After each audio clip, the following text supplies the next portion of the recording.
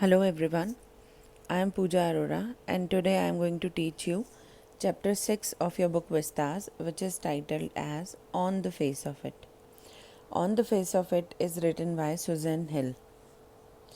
Talking about Susan Hill, as you can see her picture also on the screen, she was born on 5th February 1942 in England and she has written many fiction and non-fiction stories. Her famous novels include The Woman in Black, The Mist in the Mirror, and I Am the King of the Castle. She has also received many awards for her contribution to the field of literature. She basically explores the inner fears and loneliness through her writings, and her work reflect honest sufferings and optimism which is hidden inside the people. लोगों में some people are optimistic in nature. कुछ लोग काफ़ी सफ़र करने के बाद अपनी situations के आगे गिव अप कर देते हैं, लेकिन कुछ लोगों में वो ऑप्टिमिज्म ख़त्म नहीं होता. हम सब के अंदर कहीं ना कहीं कुछ डर, कुछ लोनलीनेस छिपी हुई है, तो इन सब एरियाज़ को वो एक्सप्लोर करती हैं अपने वर्क के through. This is the picture which you can observe in your book also. This person you can notice on the left hand side is Mr. Lamb. He has got a tin leg, and there is a boy, Derry, who's about 14 years old and who has got one side of his face burnt up. And there is an apple tree behind them, you can notice, as these apples also play a significant role in the story. And the man, both of them are inside a garden which belonged to Mr. Lamb. This is Derry. Talking about the characters, Derry is a 14-year-old boy with burnt face. Talking about his characteristics, he looks ugly, he is a loner, lonely, pessimistic in nature, and he suffered from severe negative complexes. बहुत ज़्यादा negativity उसके अंदर भरी हुई है, maybe due to the behavior, the attitude that he received from other people. लोग उसे देख के उसके बारे में बातें बनाते हैं, जिनकी वजह से उसका बिहेवियर काफ़ी ज़्यादा, उसकी थॉट प्रोसेस नेगेटिव हो चुका है. और इसी का रिजल्ट है that he is filled with anger and frustration for the society, for the people around him. He is withdrawn also, अकेले रहना पसंद करता है, किसी के साथ ईजिली मिंगल अप नहीं होता. Introvert in nature, low in confidence and indulgent self pity, अपने ऊपर ही पिटी दिखाता रहता है. He is not confident of himself and he is obviously suspicious about the intention of other people also. दूसरे लोगों में हमेशा वो शक ही ढूंढता है. उसे लगता है कि अगर कोई मेरी तरफ देख रहा है या मुझसे बात करना चाहता है तो वो ज़रूर मेरे बारे में कुछ नेगेटिव ही सोच रहा होगा, ऐसी उसकी थिंकिंग ही बन चुकी है.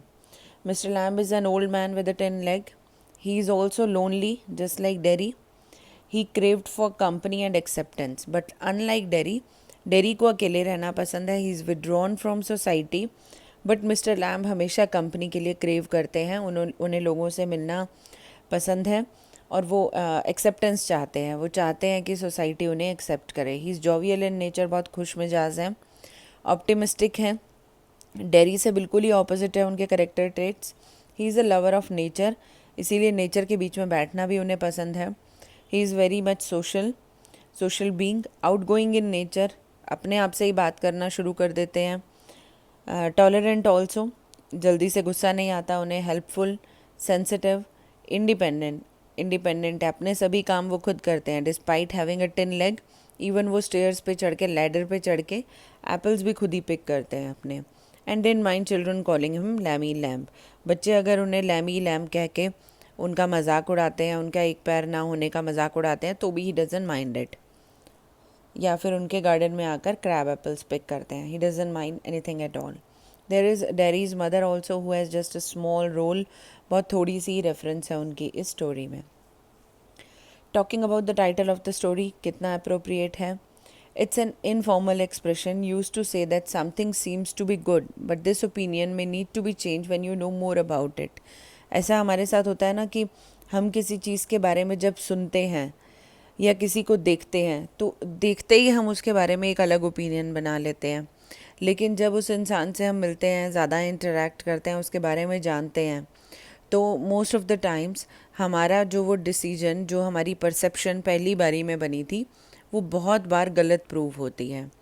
तो किसी को देखकर जस्ट उसकी आउटर अपीयरेंस के बेस पर, उसके नाम के बेस पर, या उसका पैसा देखकर या उसकी पर्सनालिटी देखकर हमें उसके बारे में ओपिनियन नहीं बनाने चाहिए, because these need to be change when we get to know more about that person.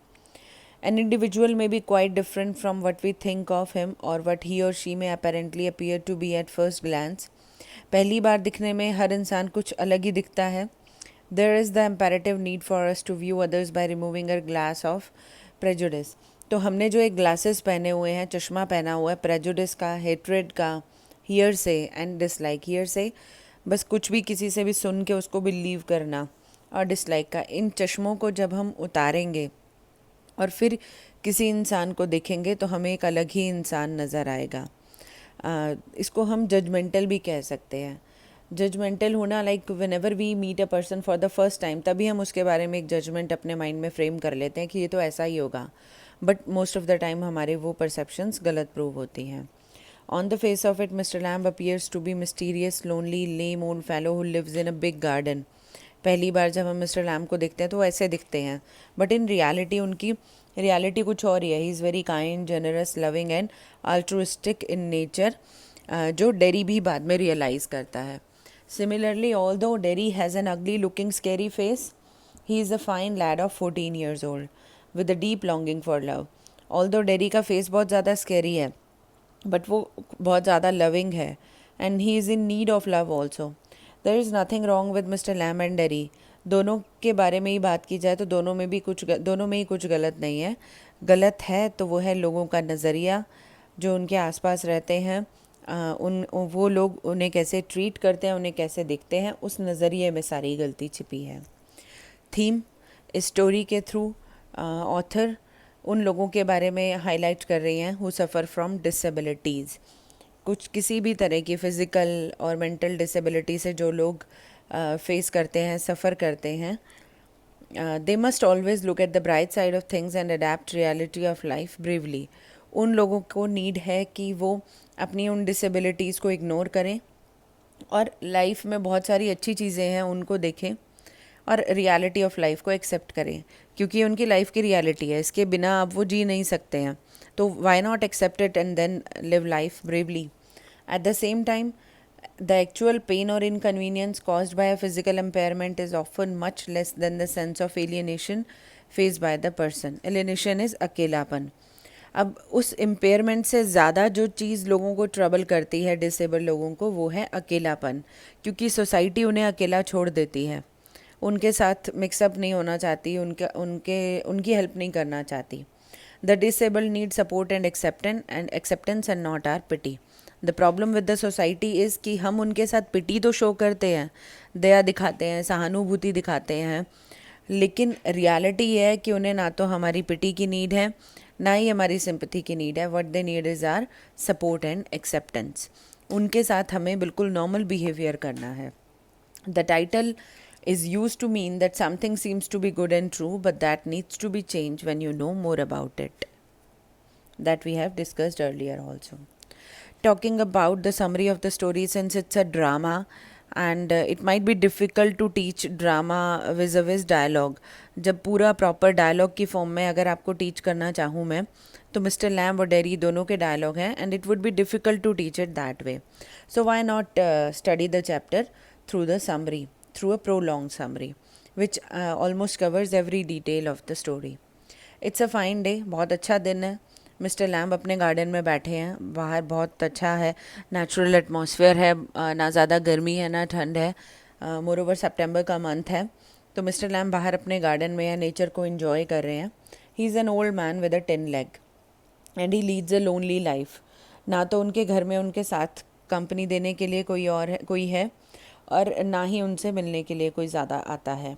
And is already ready to accept any visitor who comes in his garden. तो क्योंकि उनका नेचर काफ़ी ज़्यादा आउटगोइंग है, तो वो किसी को भी अपने घर में वेलकम करने के लिए रेडी रहते हैं. तो ऐसे ही एक दिन Derry, who is a young boy of 14 years, sneaks into Mr Lamb's garden. वो छुप कर मिस्टर लैम्ब के गार्डन में एंटर करता है through the garden wall. He has a burnt face with acid and he looks very ugly because of that burnt scar on his face. He has become defiant and withdrawn due to his disfigured face.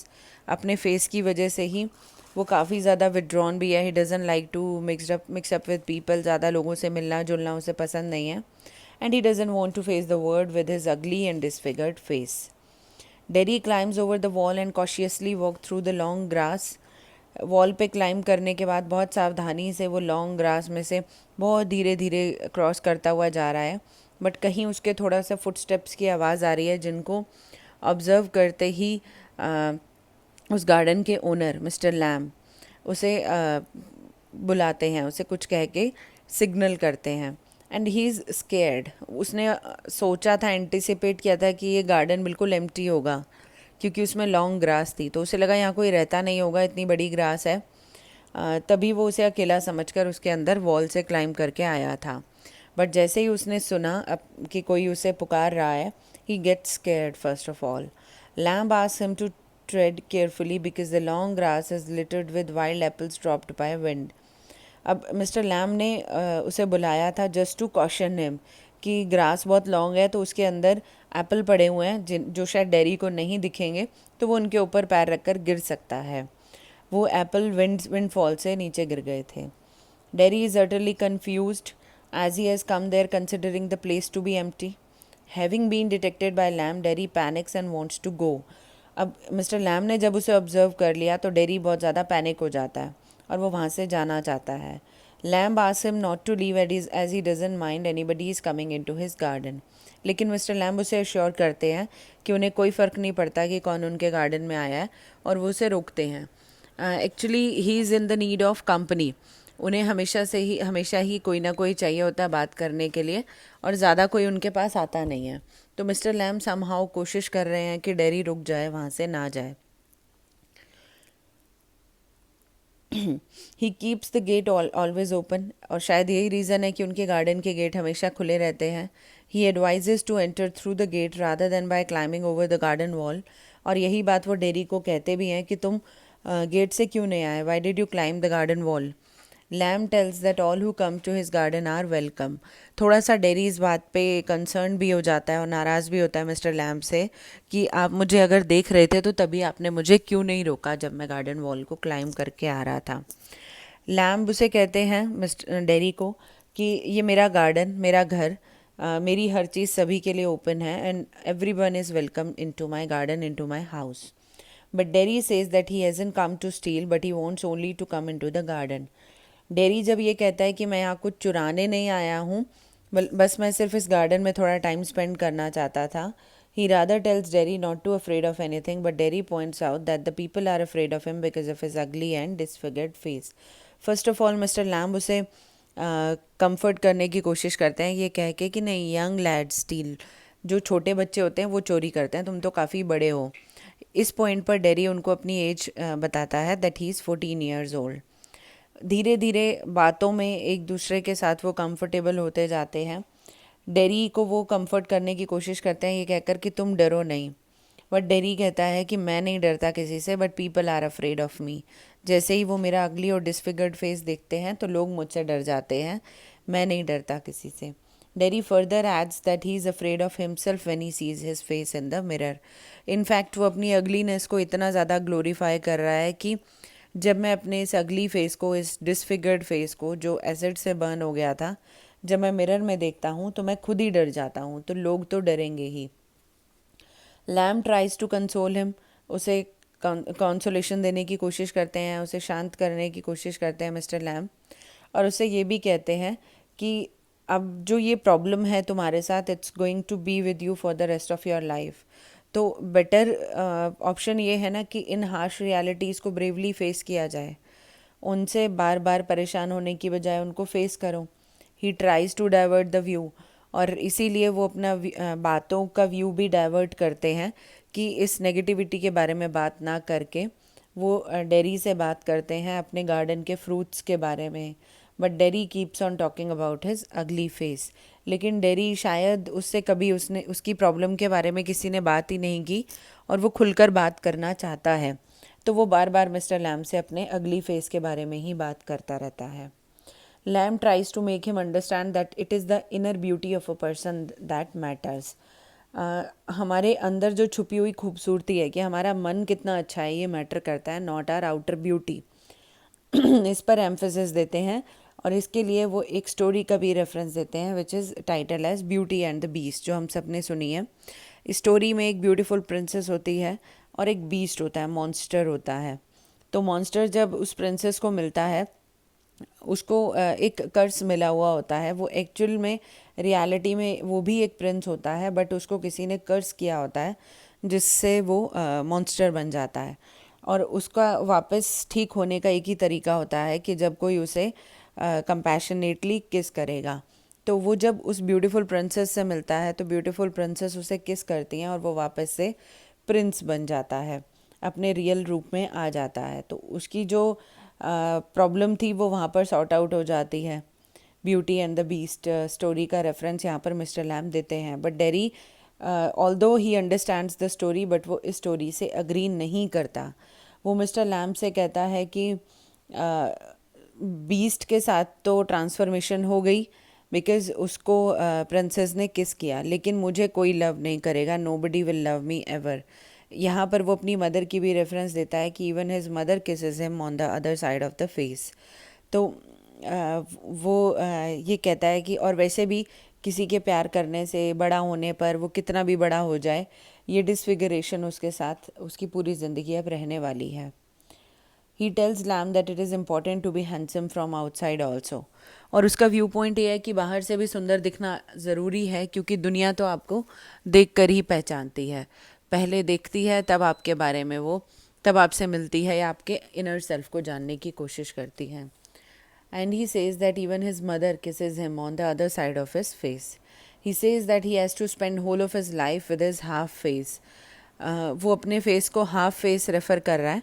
और acid के बारे में ये भी कहता है कि acid ने सिर्फ मेरे फेस को नहीं डैमेज किया, बल्कि इसने मेरी पूरी बॉडी, मेरी पूरी पर्सनालिटी ही डैमेज कर दी है।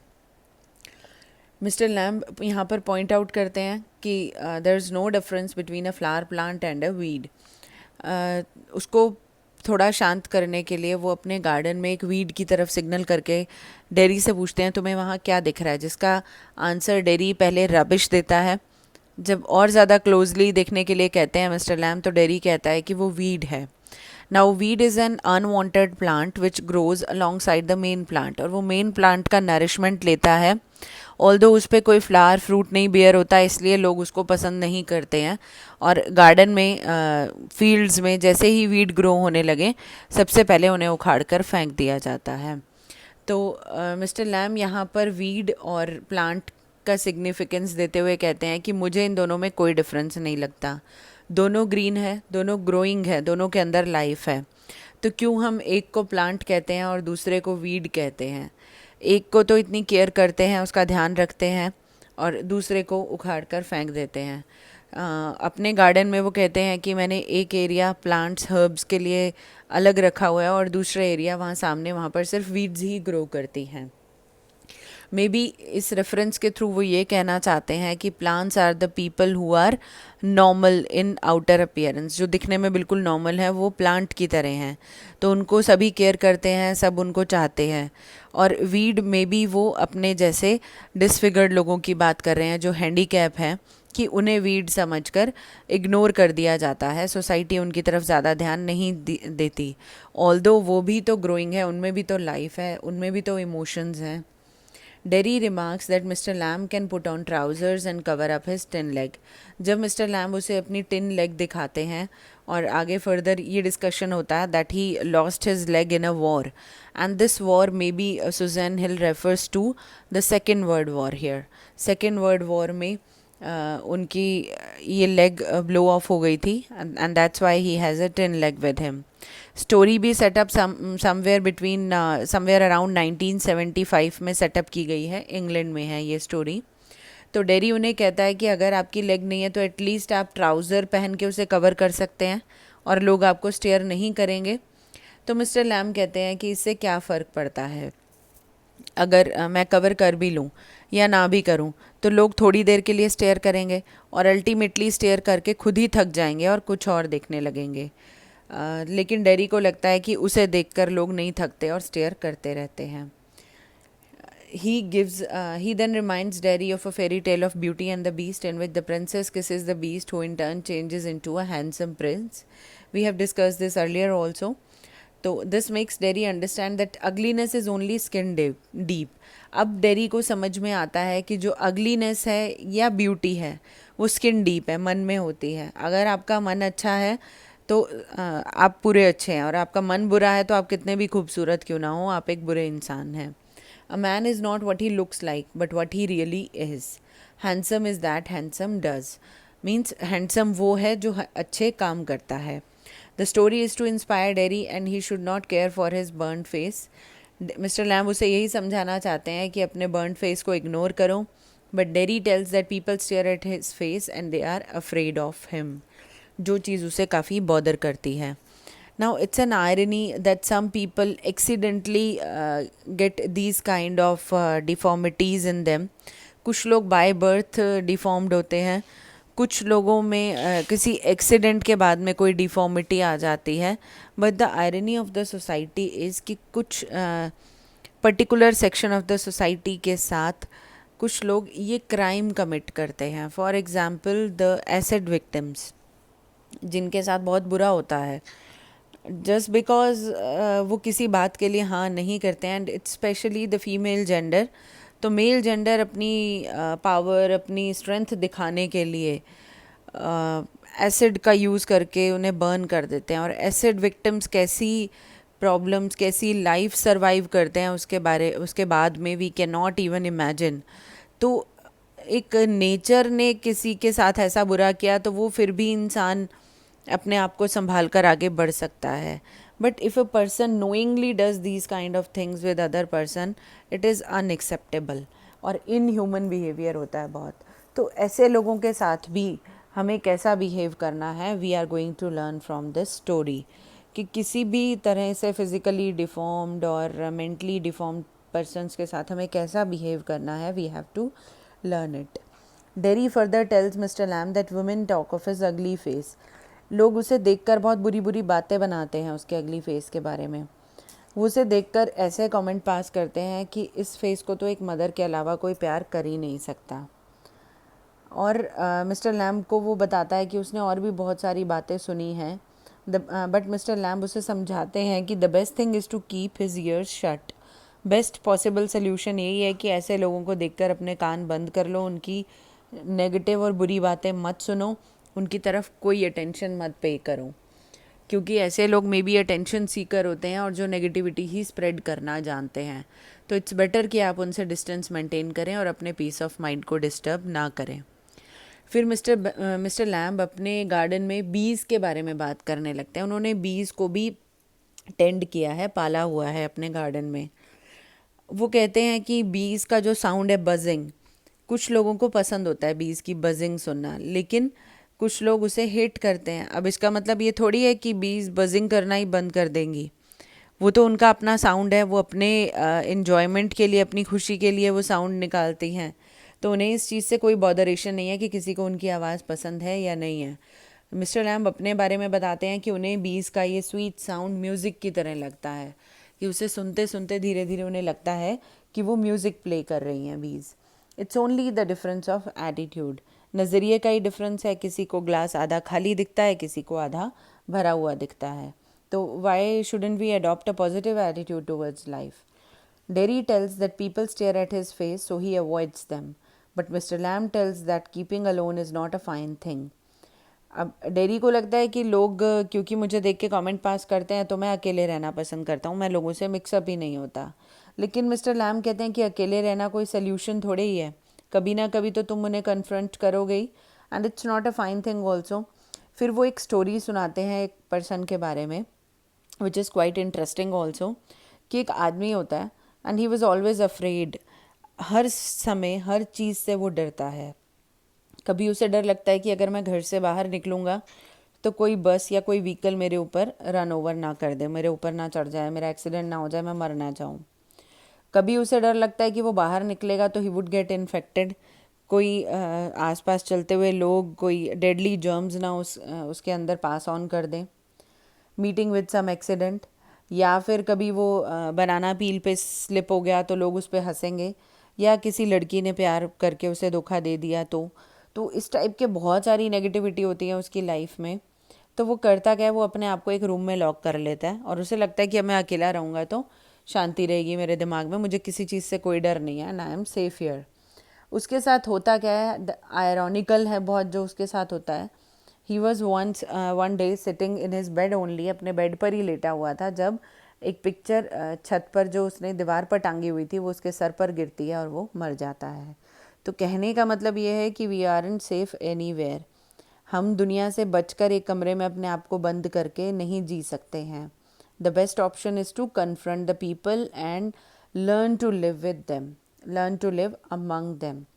डेरी आगे अपनी फैमिली के बारे में भी बताता है that he is not only disappointed with peoples remarks, but उसने अपने मदर और फादर को भी बातें करते हुए ओवर हियर किया था, जिससे वो काफ़ी डिसअपॉइंटेड हो गया। उसके पेरेंट्स बात कर रहे थे, they were worried about what was going to happen to him, कि उसका फ्यूचर कैसा होगा, जब वो चले जाएंगे तब उसके साथ क्या होगा, वो इस दुनिया में कैसे जिएगा। ये अलग अलग तरह के क्वेश्चंस थे जो उसके पेरेंट्स डिस्कस कर रहे थे, जिन्हें सुनकर डेरी बहुत डिसअपॉइंट हो गया।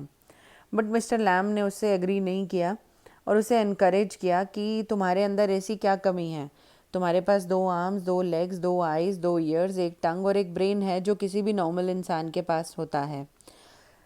You can achieve what ever you like, जो तुम चाहो तुम अचीव कर सकते हो। और क्योंकि तुम लोगों से ज़्यादा तुम्हारा माइंड स्ट्रेंथन होगा, तुम्हारे पास ज़्यादा फोकस ऑफ माइंड होगा, तो मे बी उनसे बेटर अचीव कर सकते हो। He tells dairy that he has got a full body, कोई बॉडी पार्ट की कमी नहीं है तुम्हारे पास, तुम जो चाहो कर सकते हो और दूसरों से बेटर कर सकते हो। इसके बाद डेरी थोड़ा सा अपनी पोजीशन को लेके कंफर्टेबल हो जाता है और उसका जो माइंडसेट है थोड़ा चेंज होने लगता है और वो मिस्टर लैम से उनकी डिफॉर्मिटी के बारे में पूछने लगता है कि उनके साथ क्या हुआ। और मिस्टर लैम फिर उसे बताते हैं कि उन्हें सन में बैठना पसंद है, बुक्स पढ़ना पसंद है, उन्हें अपने घर की विंडोज़ को ओपन रखना पसंद है ताकि जब विंड हवा उनके घर के अंदर आए तो वो उसकी आवाज़ को सुन सकें। आगे मिस्टर लैम ये भी बताते हैं कि उनके घर में किसी भी विंडो पर, डोर पर कोई कर्टन नहीं है ताकि वो बाहर की नेचर की खूबसूरती को देख सकें। अगर दिन है तो दिन की खूबसूरती को और रात है तो रात की खूबसूरती को। तो basically is a nature lover. फिर वो कहते हैं कि मेरे बहुत सारे फ्रेंड्स हैं जो मुझसे मिलने आते रहते हैं, मेरे गार्डन में आते हैं मेरे फ्रेंड्स मुझसे मिलने के लिए, लेकिन डेरी बहुत इस चीज़ को लेके ससेप्टिबल है, सॉरी सस्पिशियस है। उसे डाउट होता है कि ऐसा सच में है या नहीं है, ऐसा कैसे हो सकता है कि वो इतने सारे लोग उनके फ्रेंड हों और इतनी देर से डेरी बैठा है, कोई उनसे मिलने नहीं आया। और उनसे वो थोड़ा डाउटफुल है तो वो मिस्टर लैम से पूछता है कि वो उन्हें उनके नाम बताए, तो मिस्टर लैम उसकी इस बात को टाल देते हैं एंड ही सेज़ कि नाम से क्या फ़र्क पड़ता है, मैं उनसे नाम पूछ के उनका एक लेजर अकाउंट थोड़ी प्रिपेयर करूँगा कि ये मेरे फ्रेंड हैं। तो वो डेरी की बात को इग्नोर कर देते हैं। Dairy says that there are some people he hates, but Lamb remarks that hatred would do him more harm than any bottle of acid. फिर डेरी ने कहा कि कुछ लोग हैं मेरी लाइफ में ऐसे जो जिनसे मैं हेट करता हूँ, जिन्हें मैं बिल्कुल पसंद नहीं करता। तो मिस्टर लैम कहते हैं कि अगर तुम अपने मन में हेट्रेड रखोगे तो that is more harmful than bottle of acid, क्योंकि एसिड ने तो तुम्हारे सिर्फ फेस को बर्न किया, लेकिन अगर तुम्हारे मन में हेट्रेड होगी तो तुम्हारा अंदर से पूरा मन, तुम पूरे ही अंदर से बर्न हो जाओगे। तो इसीलिए हेट्रेड जैसी नेगेटिव क्वालिटीज़ को अपने मन से निकालो एंड लोगों के लिए प्यार फील करो। Lamb asks him to be a friend, mister Lamb उसे अपना फ्रेंड बनने के लिए कहते हैं। तो डेरी पूछता है कि हम एक ही मीटिंग में फ्रेंड्स कैसे बन सकते हैं। तो लैम्ब उसे कहते हैं कि क्यों नहीं हो सकता, कोई भी मेरे पास आता है और like he gives an explanation कि अगर तुम मुझे अपना फ्रेंड नहीं मानते तो क्या मैं तुम्हारा एनिमी हूँ। तो इस चीज़ को लेके उनका डिस्कशन होता है कि जब हम किसी इंसान को जानना शुरू करते हैं या जानते हैं, तो अगर वो हमारा एनिमी, हम उसे एनिमी कंसिडर नहीं करते तो वो हमारा फ्रेंड है। ऑल्दो फ्रेंड को लेकर के लोगों की डेफिनेशन अलग अलग हो सकती हैं। कोई किसी को फ्रेंड मानता है और किसी और पर्सन की फ्रेंड की डेफिनेशन कुछ डिफरेंट ही होती है। कोई सोचता है कि जिसके साथ आप अपने मन की सारी फीलिंग सारे सीक्रेट शेयर कर सको वो आपका फ्रेंड है। किसी को किसी की कंपनी अच्छी लगती है तो वो अपना फ्रेंड कंसिडर करता है उसे, बट मिस्टर लैम डेरी को एक दिन मिलते ही उसे अपना फ्रेंड मानने लगते हैं। ऑल्दो उन दोनों के बीच में काफ़ी सारे डिफरेंसेस हैं।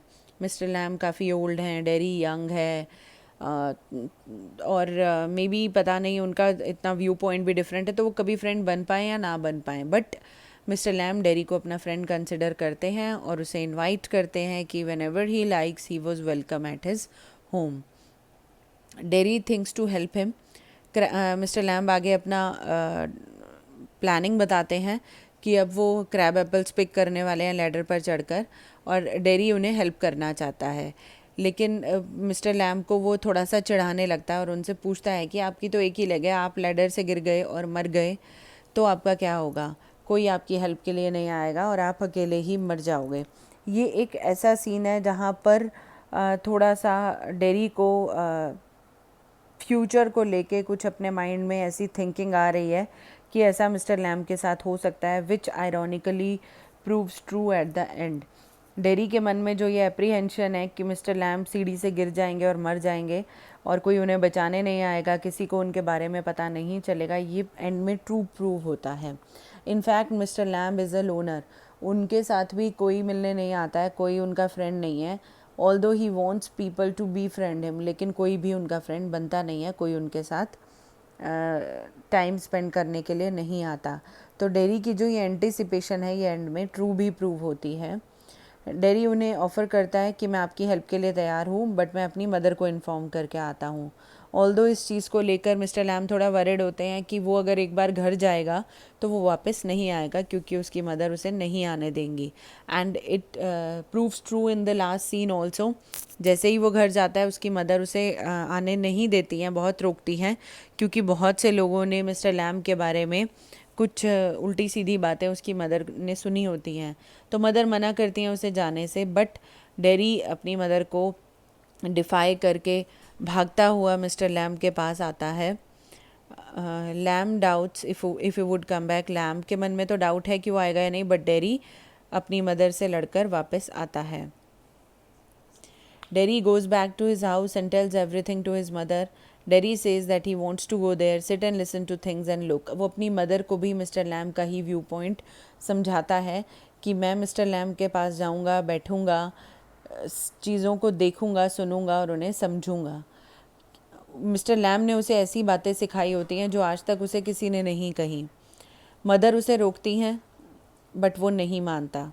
She tells that she has heard strange stories about the old man, और उसे अर्ज करती हैं, रिक्वेस्ट करती हैं कि वो ना जाए, बट डेरी इंसिस्ट करता है कि नहीं मुझे जाना ही है। और वो तो ये कहता है अपनी मदर से कि अगर मैं आज वहाँ ना जा पाया तो मैं शायद लाइफ में कभी कहीं नहीं जा पाऊँगा, क्योंकि एक पर्सन ने उसे लाइफ को जीने का एक अलग ही नज़रिया सिखाया है और उसे वो प्रॉमिस करके आया है आने का। तो अगर डेरी वहाँ नहीं जाएगा तो वो अपनी ही नज़रों में गिर जाएगा। तो in spite of his mother strong resistance, mother की रेजिस्टेंस के बावजूद डेरी डोर को ज़ोर से बंद करता है और मिस्टर लैम्ब की क्रैब एप्पल्स कलेक्ट करने में हेल्प करने के लिए चला जाता है। In the mean time mister lamb climbs on the ladder for the apples. Ladder नीचे गिर जाती है और मिस्टर लैम्ब मर जाते हैं। जब डेरी गेट ओपन करता है और मिस्टर लैम्ब को एक्साइटेडली बुला रहा है कि see Mr Lamb, I have come back, I came back Lamey Lamb, I did come back, तो तभी उसकी नज़र लॉन्ग ग्रास में, ऊंची ग्रास में मिस्टर लैम्ब के ऊपर पड़ती है। And he suddenly gets disappointed, क्योंकि जो उसने सोचा था वही बात प्रूव हो गई। मिस्टर लैम्ब गिरे हुए हैं, वो मर गए हैं और कोई उनकी हेल्प के लिए नहीं आया। इवन डेरी भी बाद में पहुंचा। डेरी नील्स बाय हिम, घुटनों के बल उनके पास बैठ जाता है और रो रहा है और रियलाइज़ करता है कि उनका जो एक अकेला फ्रेंड था इस लाइफ में, जिसने डेरी को लाइफ की नई अप्रोच, इतना ऑप्टिमिस्टिक एटीट्यूड सिखाया ज़िंदगी को जीने का, वो उसकी लाइफ से जा चुका है। And there are the author has left many questions to explore, like अब डेरी का लाइफ की तरफ क्या एटीट्यूड होगा? Will he survive, will he adopt the life view given by Mr. Lamb, or will he get back to his old life? अब वो mister lamb ने जो उसे नया जीवन जीने का तरीका सिखाया वो उसके साथ जिएगा या वापस अपनी पुरानी ज़िंदगी में चला जाएगा। तो obviously we on the optimistic note, on the optimistic things that we have learn from mister Lamb, हम तो यही सोचेंगे कि डेरी भी ऑप्टिमिस्टिक हो गया और उसने अपनी लाइफ को जीने का नज़रिया बदल लिया और वो मिस्टर लैम्ब की तरह ऑप्टिमिस्टिक होकर लोगों के साथ मिलना जुलना सीखने लगा, नेचर लवर बन गया और अपनी लाइफ को इन्जॉय करने लगा, ignoring his deformity. So here the chapter ends. I hope you have understood it.